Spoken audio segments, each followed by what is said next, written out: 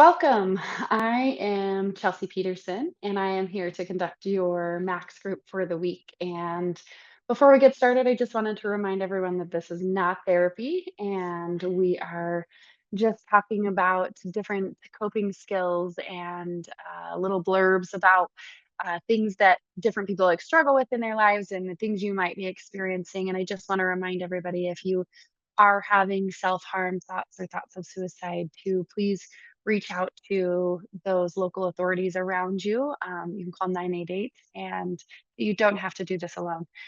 As always, if you're a client of ours and you are needing some additional help and it's after hours, please give us a call and we can do our best to get in touch with you as quick as we can. But um, again, this group is just for learning and growth and edification and continuing to learn and grow as humans in this human experience that we are all going through. So today I want to talk about anxiety and healthy versus unhealthy anxiety.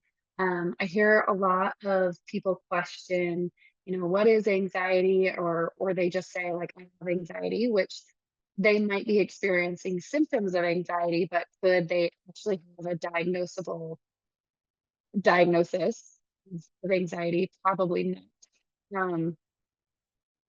So it's kind of become kind of especially maybe to those people who have full anxiety, diagnosable anxiety, it's become kind of I don't know, maybe a pet peeve of mine, or when people are like, oh, I just have so much anxiety. Yes, that's a feeling. And yes, you can experience feeling anxious, but to have anxiety in again, a diagnosable way, um, sometimes people tend to be maybe a bit dramatic about that. And so I just want to talk about the differences between anxiety, natural, normal anxiety, and when it becomes unhealthy. So natural, normal anxiety is normal. We are going to get stressed. We are going to be thinking about things that are out of our control. We're going to be thinking about the what ifs and the could have beens and the should be's and things like that. The difference between anxiety and depression is often can often be described as anxiousness is about what's happening in the future and the need to control or predict things in the future, and depression tends to be worrying about the past or wishing to that the past was different, or wishing for change in the past. And so that's just a there that's not a technical formal, that you're not going to find that in the DSM at all or anything, but something, just a way to kind of think about it. Are my thoughts worried about what happened in the future, or what is going to happen in the future, or what could happen in the future, or are my thoughts about what happened in the past? And so if you are finding yourself worried about what could happen, what might happen, the finding ways to sort of predict or control or manage future things, that's when we consider someone to be have a little bit more anxiety.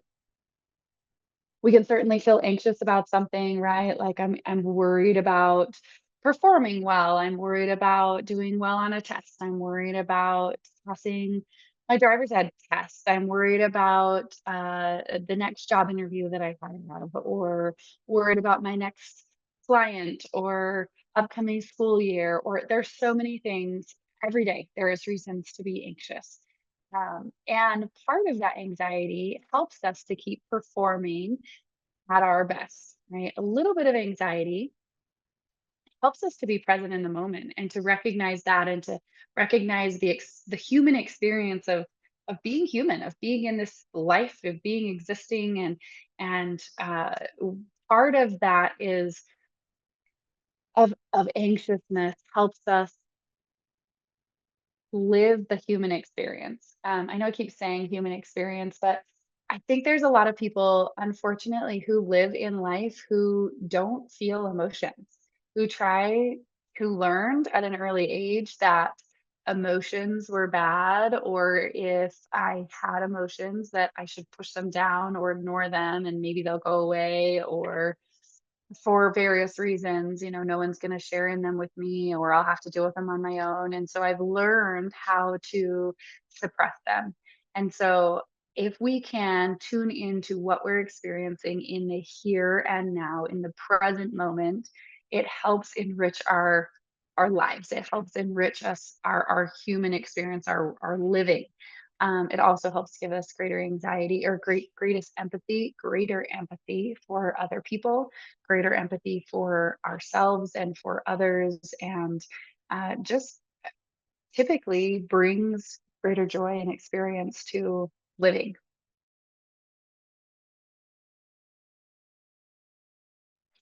Now, when it gets to the point where, I'm so anxious that I can't function, right? And can't function might be different for Susie than it is for Jane. Can't function for Jane might be I can't get out of bed, I can't eat. If I eat, I'll throw up. I can't walk in the room because I'm shaking so bad. That might be not functioning for her. But not functioning for Susie might be I can't think about anything else but that thing, but I'm able to perform my job. I'm able to show up and d- show up as a mom, be a mom, do the work that I need. I show up on time. I get leave work. I do those things.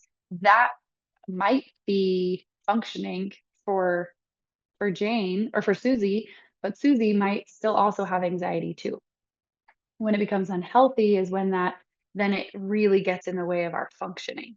And again, basic functioning, we think of the ADLs, being able to dress ourselves, brush our teeth, hygiene, proper hygiene, eating, um, active daily living. Are you able to actively live your daily life? Can I brush my teeth? Can I think through some of those things in the process of that? And sometimes anxiety becomes so much so that people literally can't think about the process of something as simple as maybe brushing their teeth. um, some people will dissociate when they get too anxious, right? Panic attacks then when people become overwhelmed with anxiety. Um, Oftentimes, people, as they're driving in their cars or things like that, will often say, like, "How did I even get here?" Because their mind is elsewhere, even though physically they're able to do something. That's impeding their function, right? That could be impeding their function.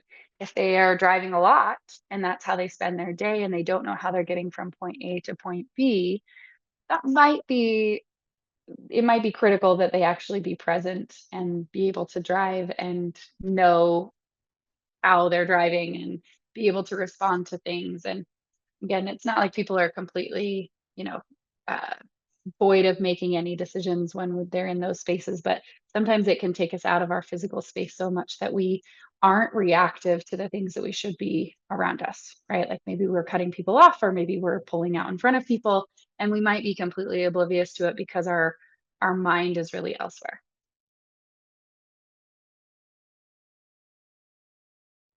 So again, impeding function. Healthy anxiety can be really motivating. It can help us, really, it can give us just enough to be able to perform well. So I think about, like, I played in thousands of soccer games. And I think about the soccer games that I played the very best in.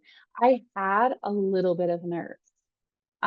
There was something I was gearing up for. I was expecting. I was anticipating. I was nervous, but I wasn't overly nervous. I think about some of the soccer games that I played the absolute worst in, and there was definitely more nerves that I just couldn't manage. And then I came out and, you know, made dumb mistakes, like slide tackle the person in top of the 18-yard box and they get a penalty. Right. There's specific examples that I can think of in my life when a little bit of anxiety, a little bit of stress helped mold me and shape me and help me perform because my neurons were firing and I'm able to stay sharp. I'm able to stay focused. I'm able to stay present in the moment because it's not so overwhelming. again, contrast that with games where maybe I went out there and I went for a ball too hard, or I, played sort of too aggressively or not aggressive enough because I was so in my head worried about making a mistake or not letting them score that I forgot to play, offensively, or I, made silly mistakes, or I yelled at the ref or whatever. I wasn't the leader. I wasn't the person that I was, and I was out of my head, right? And lots of people experience that on a daily basis with just their daily living. And so, again, a little bit of anxiety helps us function well. Too much anxiety becomes too overwhelming. So, again, a small amount of anxiety can be helpful in honing in on the things that we need to hone in. Um, but then there is also, unhealthy anxiety, panic attacks, especially when they're like out of the blue panic attacks, um, not being able to actually function. So determining where you are on that scale really can determine, the steps that you take from here as to whether or not my anxiety levels are at a healthy level or not. But I wanted to just briefly touch on also some anxiety kind of habits that can be helpful and things that can be really unhealthy. Because when people start to have anxiety, even a little bit of the good anxiety, oftentimes what I see happen is that they jump to these habits that then actually create more anxiety and then create unhealthy anxiety in their lives. So oftentimes I will see people stop eating, or not eating enough. And I also see people start to lose sleep, right? Anxiousness can really mess with people's sleep. And sleeping and eating are some of the most important restorative things that you can do for emotional, mental, physical health, and especially emotional. That's where we get to just really calm and reset everything. And so, really making sure that you can get enough sleep. Sometimes that's, taking a little sleep aid over the counter, a melatonin or something simple like that that can help you go to sleep rather than, not you don't need to jump to an Ambien or something like that that's going to help give you, knock you out cold. But something that just kind of helps calm those nerves and anxiousness to help you fall asleep. And then maintain that, right? If you find yourself waking up in the middle of the night, doing whatever you can to help you go back to sleep, staying in a restful state, and really working on your sleep habits if you continue to have broken sleep. But making sure or trying your best to get sleep and eat is something that definitely goes by the wayside when people have start to have a little bit of anxiety. Um, the other thing that happens is that a lot of times people will start to feel anxious, and then their critic mind kind of comes online and says like, "Oh, you shouldn't feel this way, or you should feel that way, or you're done for feeling this way," and really starts to bring negativity into their lives, and it creates more stress, more anxiety, and is difficult for the person to continue to manage the anxiety when they're not staying in a positive space. So really trying to stay in a positive space, give yourself grace, can be really helpful when managing even just a little bit of anxiety.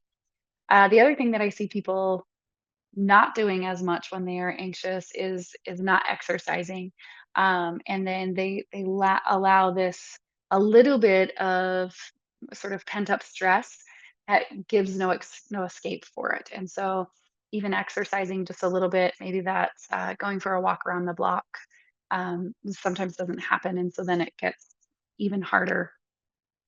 We need to continue to exercise and take care of particularly our physical health and our nervous system so that we can start to find regular levels of stress again. Some other healthy things, again, healthy night times of sleeps, being able to also find where the root of the anxiety is really coming from.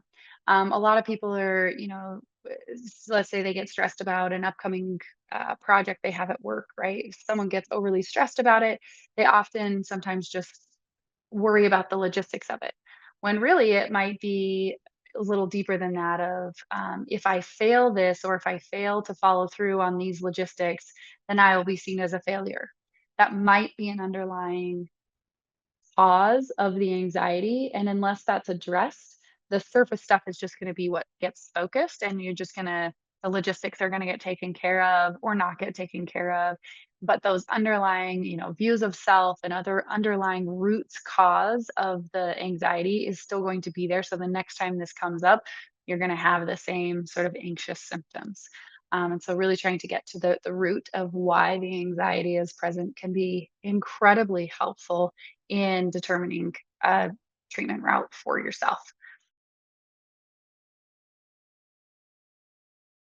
Um, and really just staying positive, right? Anxiety is a normal part of life. And doing what you can to help manage that. I cannot stress enough the importance of eating healthy and sleeping well. And a lot of times those go by the wayside when there's a little bit of anxiety. So making sure that those are getting taken care of so that when your physical body is at its best, your mental, emotional body can, mental and emotional part of yourself can also help find that regulation. Um, Again, it's a normal part, but there are unhealthy ways of dealing with anxiety and there's things that unfortunately I see all too often people contribute more to their anxiety rather than less. And when they start to feel a little anxious, I know I go back to my soccer days when I had big games. If I didn't sleep well the night before, oftentimes that made it even harder for me to be show up physically ready because of my lack of sleep or my lack of energy. And so making sure that that is something that you're prioritizing, particularly when you know you're feeling a little more anxious, is a great thing that you should continue to stay focused on. Some people always ask me, or the question I often get is, when do I know that my anxiety is getting to an unhealthy level? And I would say if it could persist for a long period of time, right? Once the soccer game comes, if that passes, or the soccer season ends, if it continues to persist, then you'd want to maybe reach out for additional help. There certainly, if there's reasons for the anxiousness, like upcoming events or projects at work or things like that, um, once those pass, if those symptoms that you have do not subside, then I would certainly encourage you to reach out for help sooner rather than later. That's when people really can nip it in the bud, so to speak, sooner rather than later, so that they don't have years of habit formed of feeling the anxiousness. So,